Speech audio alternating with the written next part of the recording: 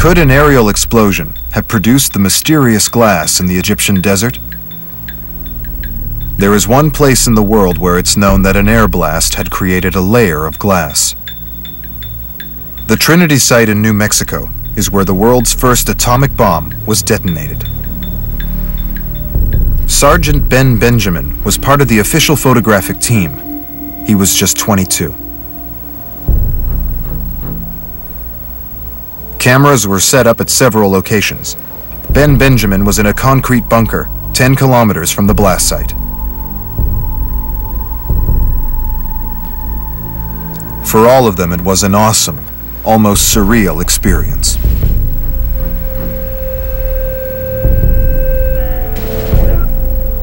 At 5:29 on the morning of July 16th, 1945, the bomb was exploded. We had a PA system. They were counting down in seconds, and when it came to -10, I switched on all 4 cameras, and it went off, and it was incredibly bright.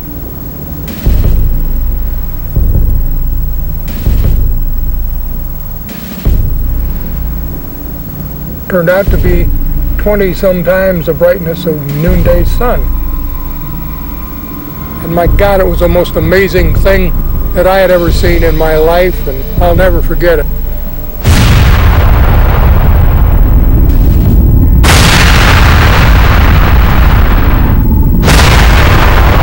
A mushroom cloud exploded into the sky with the force of 20,000 tons of TNT.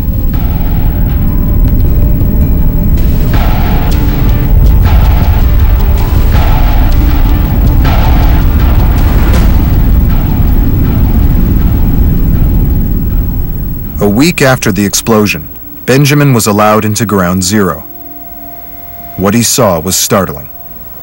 And of course, the whole tower that the device was on, all that steel, tons and tons of steel, was absolutely vaporized. And a bigger surprise was what had happened to the ground. It was covered with green glass, the melted sand here.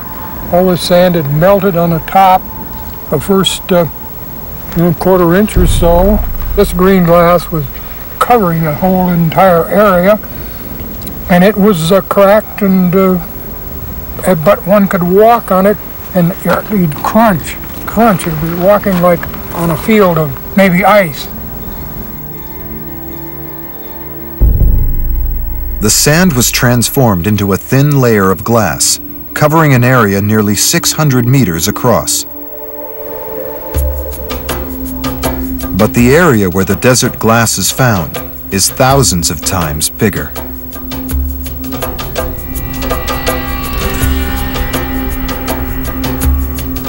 From here we go down another about 10 or 15 kilometers and we find still some glass, and we go up about another probably 30 kilometers even, we find glass.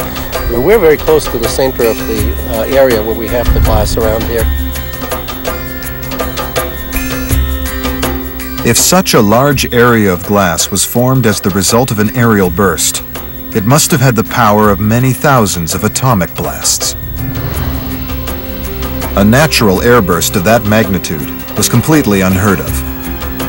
No one had any idea how such a devastating blast could have been produced. This is where Boslow's expertise comes into the story. At the Sandia Labs in New Mexico, he's developing a computer model to see if the airburst theory can be right. An event in 1994 was the turning point: the impact of the comet Shoemaker-Levy with the planet Jupiter. When the comet went into orbit around Jupiter, it broke up into over 20 fragments. Then, one by one, these fragments hurtled down into the Jovian atmosphere. Nothing similar had ever been witnessed.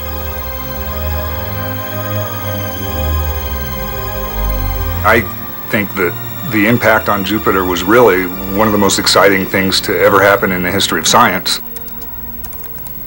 Boslow's specialty is the physics of large impacts, and for that he uses computer simulations. For Boslow, The Shoemaker-Levy comet was to be the biggest, most exciting experiment imaginable. This was a real opportunity to see something that we couldn't see in the laboratory, something of a scale, of a magnitude way beyond anything imaginable, beyond our wildest dreams. Boslow's team had been developing a new theory, and the images from their computer simulation predicted that the impact would produce a massive fireball. This is a sequence of snapshots from our simulations. The top image shows this incandescent fireball rising over Jupiter's horizon to be seen from Earth. And in subsequent frames, you see this fireball growing and cooling, but growing into this enormous plume to very high altitudes. It just gets huge. When the fragments of Shoemaker-Levy smashed into Jupiter, the pictures from the Hubble telescope were just as spectacular as the simulation predicted. When we saw the Hubble Space Telescope images for the first time, we were so excited to see this spectacular plume rising over the horizon. Their predictions were very close. These are actual observations, snapshots from the orbiting Hubble Space Telescope. In the first image, you see this incandescent fireball rising over the horizon, and in subsequent images, you see it growing into a plume, and it continues to grow to this enormous size. This massive plume of hot gas, they predicted, was ejected well over 3,000 kilometers into space. It was a spectacular explosion. I mean, it was just a tremendously enormous explosion beyond anything anybody's ever experienced in the solar system. The Shoemaker-Levy impact on Jupiter was a pivotal moment in science. It made scientists rethink what could happen here on Earth. So this really was a turning point in my understanding about how impacts work.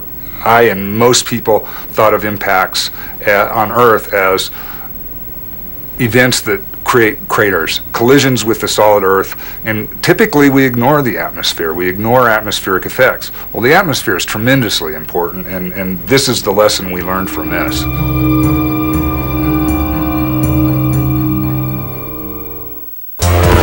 Curious